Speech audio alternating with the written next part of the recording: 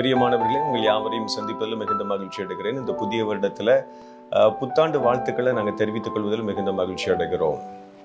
அன்பின் ஆண்டவராகிய இயேசுதாமே உங்களுக்கு புதிய கிருபைகள், புதிய அபிஷேகம், புதிய உயர்வுகளை தந்து உங்களை ஆசீர்வதிப்பார் என்று சொல்லி நாங்கள் மனமாற வாழ்த்துகிறோம். இந்த நாளிலும் கூட அவருடைய வார்த்தைகளை தியானிக்கும் வண்ணமாக நம்ம இருக்கிற இடங்களில் அப்படியே கண்களை மூடி ஜெபிப்போமா. ஆண்டவரே, நாங்கள் நன்றி செலுத்துகிறோம் சுவாமி, நன்றி செலுத்துகிறோம். இந்த புதிய ஆண்டுல இந்த முதல் நாளில் நம்முடைய சமூகத்துல வந்து நிற்கும்படியாக கர்த்தர் தருகிற இந்த மேலான கிருபைகளுக்காக நாங்கள் நன்றி செலுத்துகிறோம் சுவாமி. கடந்த ஆண்டுல ஆண்டவரே கண்ணீரின் பாதைகள் உண்டு, வேதனைகள் உண்டு, மாறாவின் கசப்புகள் உண்டு. ஆனாலும் கர்த்தர் மதுரமாய் மாற்றி ஆண்டவரே இந்த புதிய ஆண்டை காண கிருபை செய்தீரே, உமக்கு நாங்கள் நன்றி செலுத்துகிறோம். ஆண்டவரே, இந்த புதிய வருடத்துக்குள்ள பிரவேசிப்பதற்கு கர்த்தர் உதவி செய்கிறீரே, உமக்கு நாங்கள் நன்றி செலுத்துகிறோம். நேற்றைக்கு பார்த்தவள் இன்றைக்கு இல்லை ஆண்டவரே, ஆனாலும் கிருபையே, ஆனாலும் அநாதி தயவு எங்களை நடத்தி வந்திருக்கிறதே ஆண்டவரே. What a wonderful God you are, O Lord. அருமையான தெய்வமே, அற்புதமான தெய்வமே, நாங்கள் நன்றி செலுத்துகிறோம் சுவாமி. இந்த வருஷத்துல முதல் நாளில் நம்முடைய சமூகத்துல கூடி வந்து நோக்கி பார்த்து நன்றி மாத்திரம் செலுத்துகிறோம் சுவாமி, நன்றி மாத்திரம் செலுத்துகிறோம். ஆண்டவரே, ஒவ்வொரு நிகழ்ச்சியும் ஆண்டவரே ஒவ்வொரு நிகழ்ச்சியும் நாம மகிமைப்படுவதாக ஆண்டவரே நடத்தி வந்திருக்கிறீரை எண்ணி பார்த்து நாங்கள் நன்றி மாத்திரம் செலுத்துகிறோம் சுவாமி, நன்றி மாத்திரம் செலுத்துகிறோம், நன்றி மாத்திரம் செலுத்துகிறோம். ஆண்டவரே, இப்பொழுது கூட நம்முடைய வார்த்தைகளை நாங்கள் தியானிக்கின்ற வேளையில் நம்முடைய அற்புதம் வெளிப்படுவதாக, நம்முடைய மகிமை வெளிப்படுவதாக, நாங்கள் இணைந்து உம்மை உயர்த்தும் பொழுது ஆண்டவருடைய நாமம் மகிமைப்படுவதாக சுவாமி. கர்த்தர் செய்கிறபடினாலும் மக்கள் நாங்கள் நன்றி மாத்திரம் செலுத்துகிறோம்.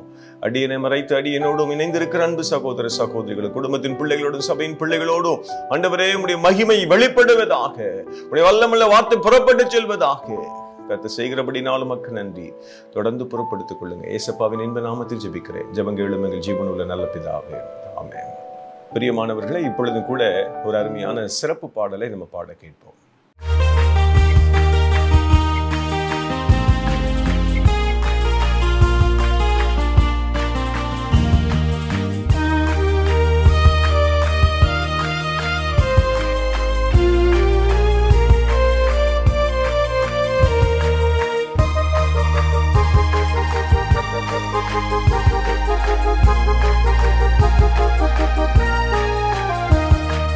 கோடா கோடி ஸ்தோத்திரம் ஏறெடுப்போம். ராஜாதி ராஜன், தேவாதி தேவன், இயேசு கிறிஸ்துவுக்கே மகிமை. கோடா கோடி ஸ்தோத்திரம் ஏறெடுப்போம். ராஜாதி ராஜன், தேவாதி தேவன், இயேசு கிறிஸ்துவுக்கே மகிமை.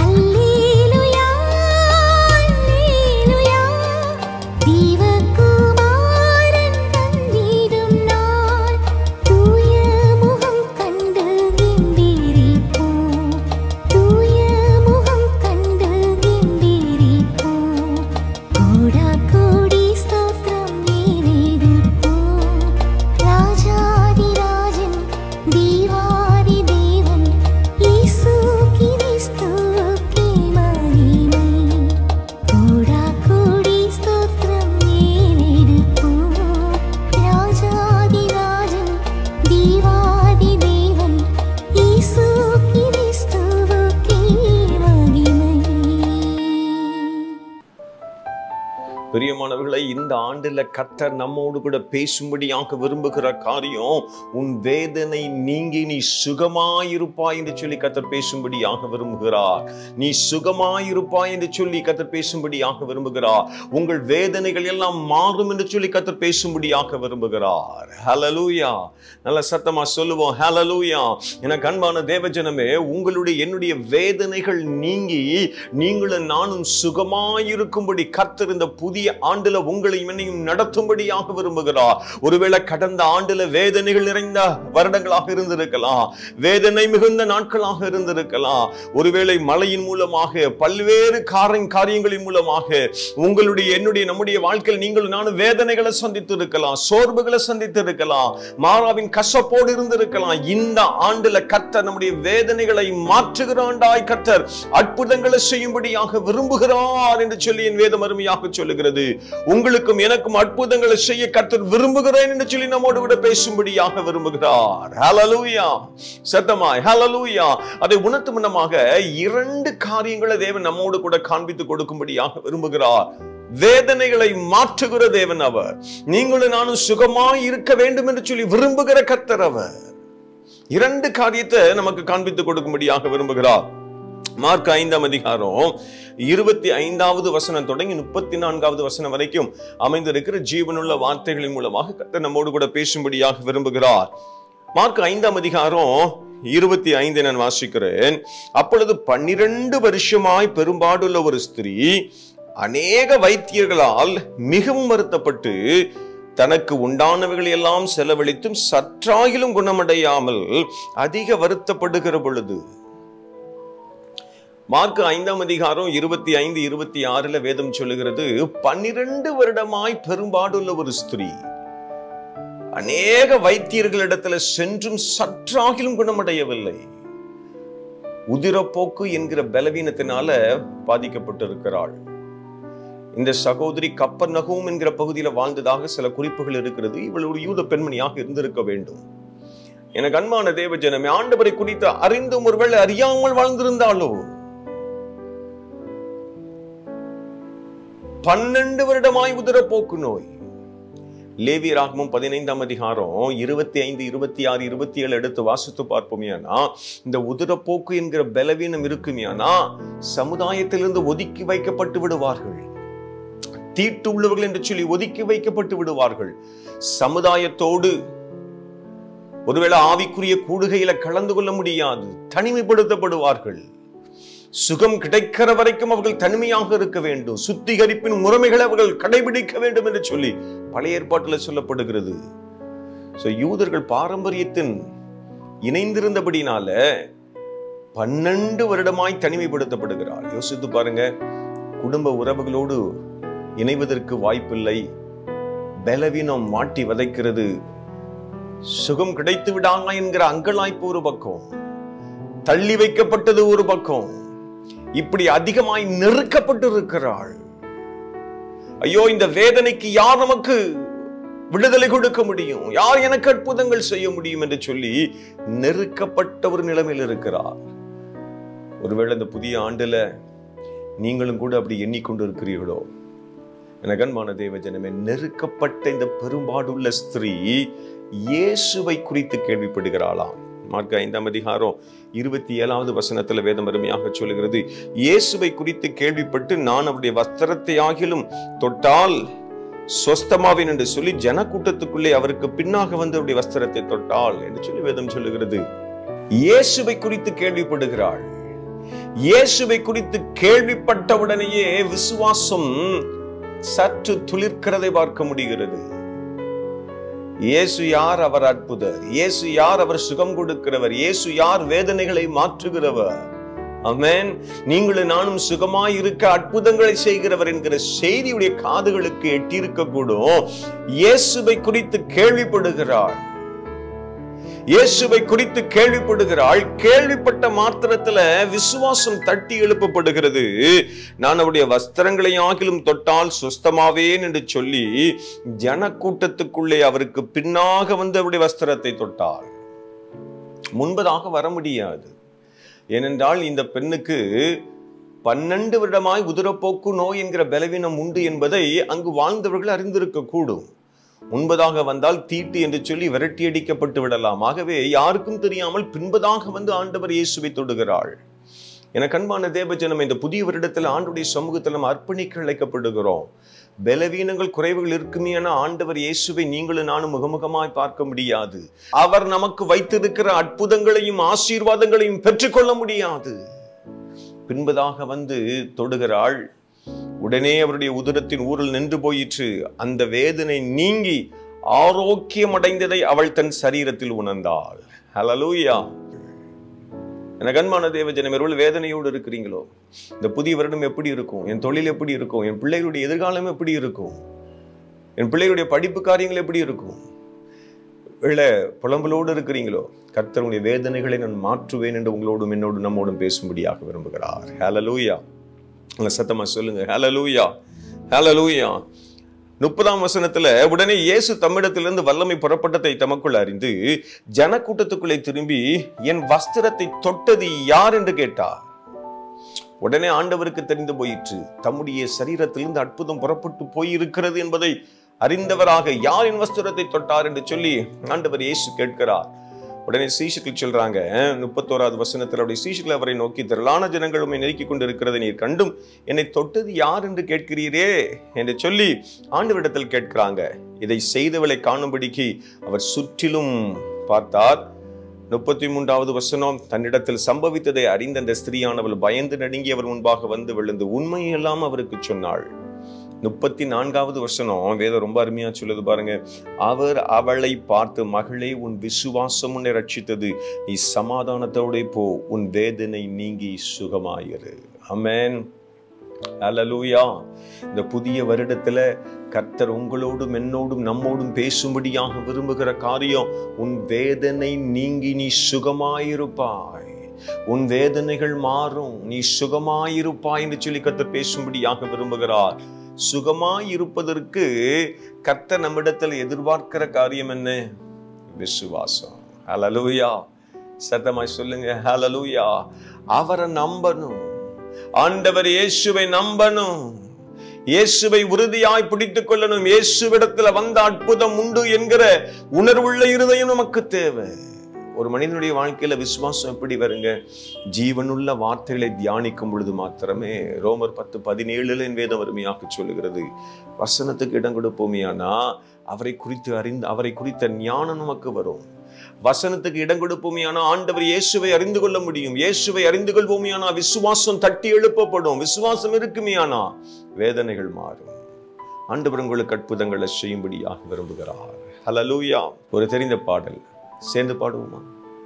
கர்த்தரை நம்பியே ஜீவிப்போம், கவலை கஷ்டங்கள் மாறிடும், கைவிடா காத்திடும் பரமனின் கரங்களில் அர்ப்பணிப்போம், கைவிடா காத்திடும் பரமனின் கரங்களில் நாம் நம்மை அர்ப்பணிப்போம், கர்த்தரை நம்பியே ஜீவிப்போம்.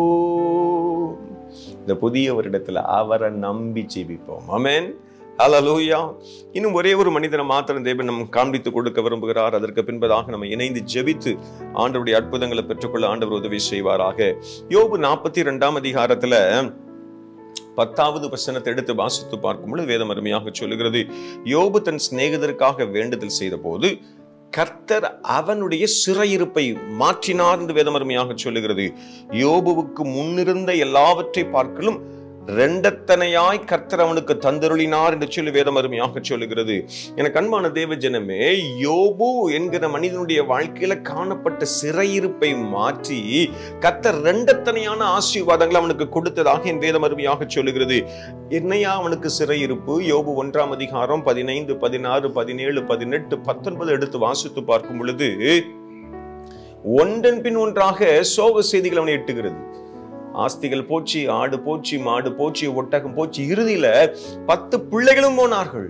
யோபு 2:9 மனைவியும் அவனை விட்டு செல்கிறதை பார்க்க முடிகிறது. எல்லாவற்றையும் இழந்தவனாக, சரீரத்துல பலவீனம், நண்பர்களிடத்திலிருந்து ஒரு ஆறுதல் கிடைக்காதா என்று அவன் எதிர்பார்த்து கொண்டிருக்கிற வேளை நண்பர்களும் அவனிடத்துல கடினமாக பேசுறாங்க. ஒருவேளை உங்களுடைய சூழ்நிலையும் இப்படியாக இருக்கிறதோ, இந்த புதிய ஆண்டிலும் நான் கைவிடப்பட்டவனை போல கைவிடப்பட்டவளை போல இருக்கிறேன் என்று சொல்லிக் கொண்டிருக்கிறீர்களோ, உங்களை பார்த்து ஆண்டவர் சொல்லும்படியாக விரும்புகிற காரியம், நான் உன் வேதனை நீங்கி நீ சுகமாயிருக்க உனக்கு அற்புதங்களை செய்வேன் என்று கர்த்தர் பேசும்படியாக விரும்புகிறார். சிறையிருப்போடு இருக்கிறார் யோபு, சிறையிருப்போடு இருக்கிறார். ஆனாலும் அவருடைய விசுவாசத்துல எந்த ஒரு தளர்வும் வரவில்லை. யோபு 1ஆம் அதிகாரம் 21வது வசனத்தில் யோபு அருமையாக பதிவு செய்கிறார். கர்த்தர் கொடுத்தார், கர்த்தர் எடுத்தார், கர்த்தருக்கு ஸ்தோத்திரம் என்று சொல்லி சொல்லுகிறார். அதோடு நின்று விடவில்லை. யோபு 42ஆம் அதிகாரத்துல 2வது வசனத்தை எடுத்து வாசித்து பார்க்கும் பொழுது, தேவரீர் சகலத்தையும் செய்ய நீர் வல்லவர் என்பதை நான் அறிந்திருக்கிறேன் என்று சொல்லி பதிவு செய்கிறார். அவர் செய்ய நினைக்கிறது தடைபடாது என்பதையும் அறிக்கை செய்கிறார். என கண்பான தேவஜனமே, யோபனுடைய வாழ்க்கையில காணப்பட்ட விசுவாசம், கர்த்தர் கொடுத்தார், கர்த்தர் எடுத்தார், ஸ்தோத்திரம், ஆமென், ஆண்டவருக்கு நன்றி செலுத்துகிறார். அதோடு நின்று விடல, அவர் சகலத்தையும் செய்ய வல்லவர் என்று நான் அறிந்திருக்கிறேன் என்று பதிவு செய்கிறார்.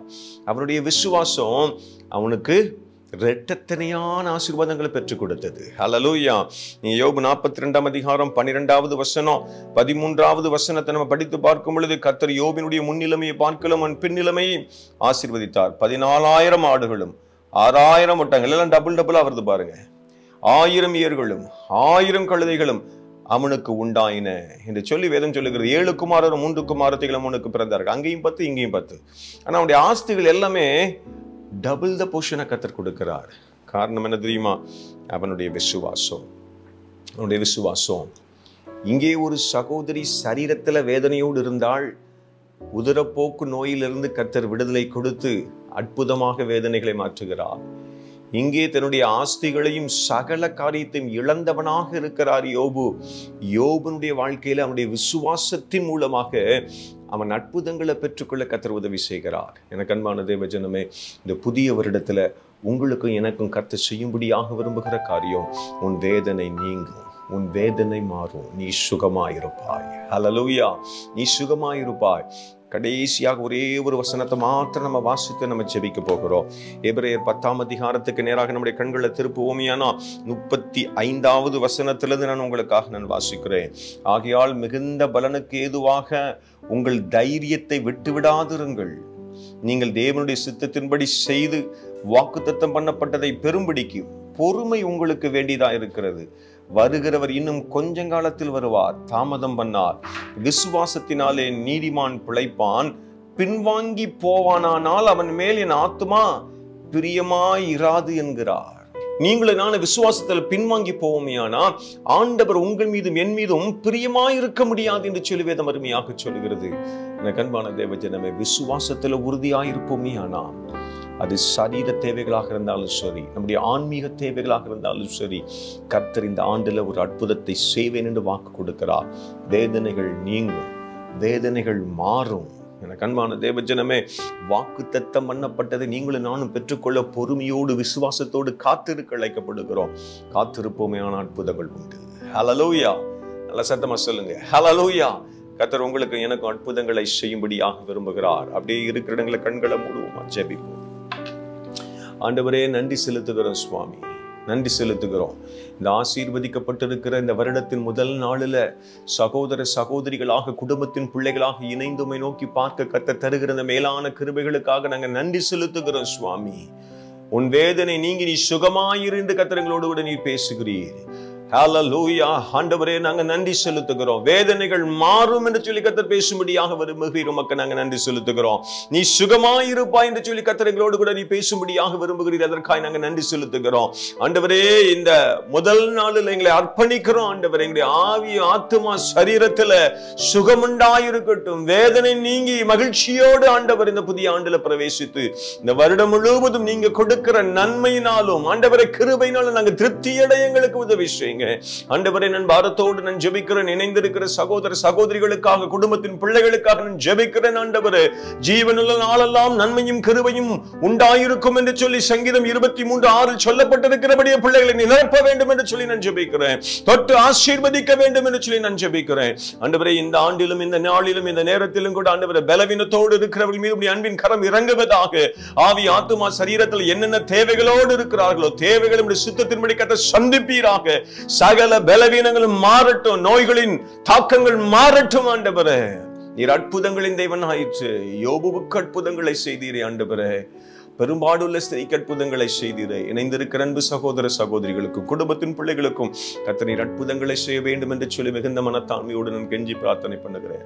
கர்த்தர் செய்கிறபடினாலும் மக்கள் நன்றி மாத்திர செலுத்துகிறேன். தொடர்ந்து பொறுப்படுத்திக் கொள்வீராக. உம்முடைய நாமம் மகிமைப்படட்டும். இயேசுவின் இன்ப நாமத்தில் ஜெபிக்கிறேன். ஜெபங்களும் எங்கள் ஜீவனுள்ள நல்ல பிதாவே, ஆமென். சேர்ந்து செல்வோம். என் ஆத்துமாவே கர்த்தரை ஸ்தோத்திரி, என் முழு உலமையோடு பரிசுத்த நாமத்தை ஸ்தோத்திரி. என் ஆத்துமாவே கர்த்தரை ஸ்தோத்திரி, கர்த்தர் செய்த சகல உபகாரங்களை மறவாதே. ஆமென். Thank you. God bless you all.